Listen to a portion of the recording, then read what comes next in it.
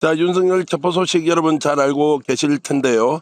자, 윤석열 지금 체포된 이후에 9시 20분에 공수처로 간다는 소식 전해오고 있습니다. 여전히 호송차에 실려있는 윤석열 모습 보이지 않는데 이런저런 상황 전체적으로 고발뉴스 이상호 기자 연결해서 함께 얘기 나눠보겠습니다. 이 기자 안녕하십니까?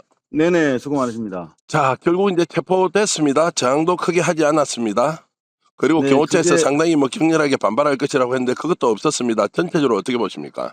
오히려 경호처 요원들이 야광 복장을 착용하고 체포조, 진입조 우리 경찰 병력을 안내하는 모습 상당히 이채로웠고요.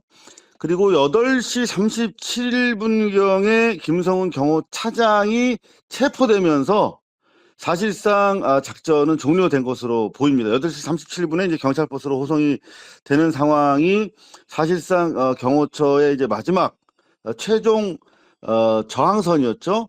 종료되는 상황이었고 그때 이후로는 이제 체포 절차가 시작된 것으로 보여서 지금 제 체포가 된 상황에서 호송과 관련된 경호 문제 때문에 이제 막판 협상이 진행 중인 그런 상태로 관측이 됩니다. 자, 지금 이제 저희들이 이제 9시 좀 넘어서 지금 생방송으로 이상호 기자와 전화 연결해서 이제 하고 있는데 현재 상황으로 보면 윤석열 아직 호송차에 오를 것인지 또는 본인의 관용차로 공수처로 이동할 것인지 협상을 하고 있다는 것인데 네. 공수처가 과연 수용을 할 것인가 아니냐 이게 좀 복잡할 것 같습니다. 공수처 어떻게 할까요? 긴급 협회했으니까 당연히 호송차 태우려고 할 텐데. 그렇죠. 지금 저희가 지금까지 상황을 쭉 지켜보면은 공수처 공조본 경우는 워낙 완강하게 윤석열 피의자 측에서 저항을 하고 있기 때문에 최대한 뭐 질의할 수는 있었습니다만 절차와 이제 법적인 프로세스를 지키기 위해서 노력을 한 거 아니겠습니까? 그런 의미에서 마지막까지도 이 호송 과정에서도 이제 절차 원칙을 지키려고 할 것인데 절차 원칙이라는 게 호송 차량에 탑승시켜서 호송 차량 내부에서 발생할 수 있는 여러 가지 의외의 상황에 대해서 경찰이 책임지면서 호송하는 거 아니겠습니까? 그런데 경호차를 태운다 하는 부분에 대해서는 경찰 입장에서 받아들이기 어려운 상황일 것으로 보여서 그것 때문에 지금 시간이 체포한 상황에서 밖으로 아직 이송하지 못하고 있는 것 같습니다. 자, 그러면 이렇게 이제 정말로 무기력하게 무너질 것 뻔히 알면서 어제까지 엄청나게 국민들 상대로 압박을 했습니다. 뭐 불법이니 그러고 지금 실제로 현장에 출동한 체포 형사들을 경호처 네. 직원들이 뭐 잡아 넣어라, 뭐 잡아라, 체포하라 이런 것까지 하면서 뻥카를 쳤는데요. 네, 자, 뻥카. 지금 네네. 마지막에 호송되는 것이 무슨 그 대통령 경호타냐 아니냐라는 것이 국민들로서는 크게 중요하지 않을 것 같은데 윤석열이 이렇게 집착하는 이유는 뭐라고 보십니까?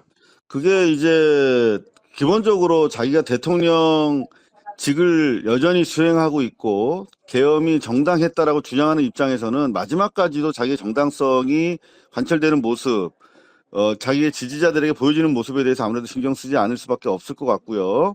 그리고 이를테면은 뭐 수갑을 차고 호송차에 오르는 것 결국 그게 이제 대한민국 시스템에 의해서 자기가 범죄자로 낙인 찍히는 상황이기 때문에 그걸 피하려고 하는 것으로 보입니다. 자, 결국 어찌됐 돌아오겠다는 의지와 계획을 지금 계속 굽히지 않고 있다는 이제 것이죠. 그 말씀으로는 반드시 호송차에 태워서 가서 대통령의 불법 사실을 국민들에게 상징적으로라도 보여줘야 한다.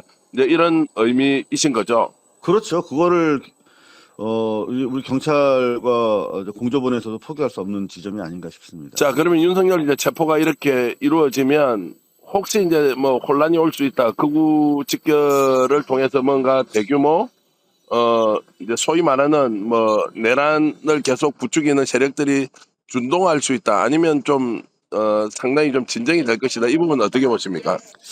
지금 전체적인 그 법 집행 상황을 보면은 이게 확실한 그 법 집행 의지가 천명되는 과정이란 말이에요. 지금 밖에 보면은 3,200명의 기동대가 버스 160대를 동원해서 완전히 장악을 하고 있어요. 전체 한 5,000명 투입된 상황인데 일부 이제 그 태극기 모독 부대가 길을 막고 연자 농성을 시도하기도 했습니다만은 바로 그냥 5분 이내에 정리되는 모습도 보여주고 있거든요. 실제로 국임당 의원들이 한 20여 명, 김기현 등을 통해 뭐 위시해서 나왔습니다만 적극적으로 저지하는 양상도 보이지 않았고 자기들의 정치적인 아젠다만 발표하고 빠지는 모습, 이게 결국은 우리가 예상했던 것보다 경찰과 공수처가 단호한 의지로 법 집행을 진행하는 것을 보면서 결국은 이게 자기들이 저항했다가는 상당히 중한 혐의가 적용될 수밖에 없다는 상황 인식 하에서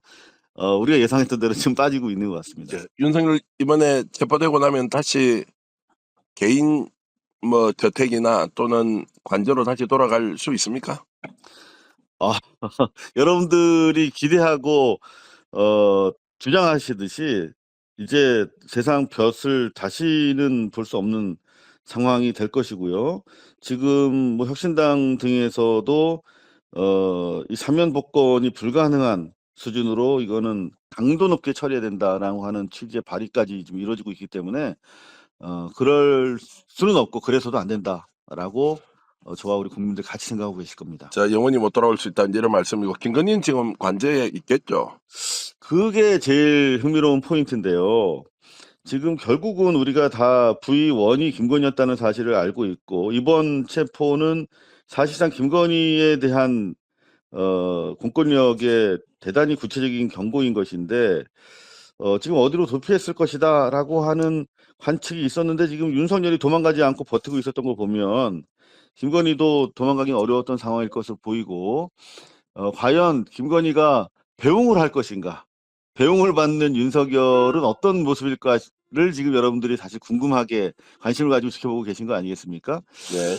김건희는 오늘 이후 대단히 이제 복잡한 자기의 어떤 그 구명 차원에서의 정치적인 돌파구를 찾으려고 모색할 것으로 판단이 됩니다. 알겠습니다. 실시간으로 늘 취재하시면서 가장 빠른 정보, 정확한 정보 전해주시는 고발뉴스 이상호 기자와 통화했습니다. 자, 이 기자님 고맙습니다. 네네, 수고하십시오.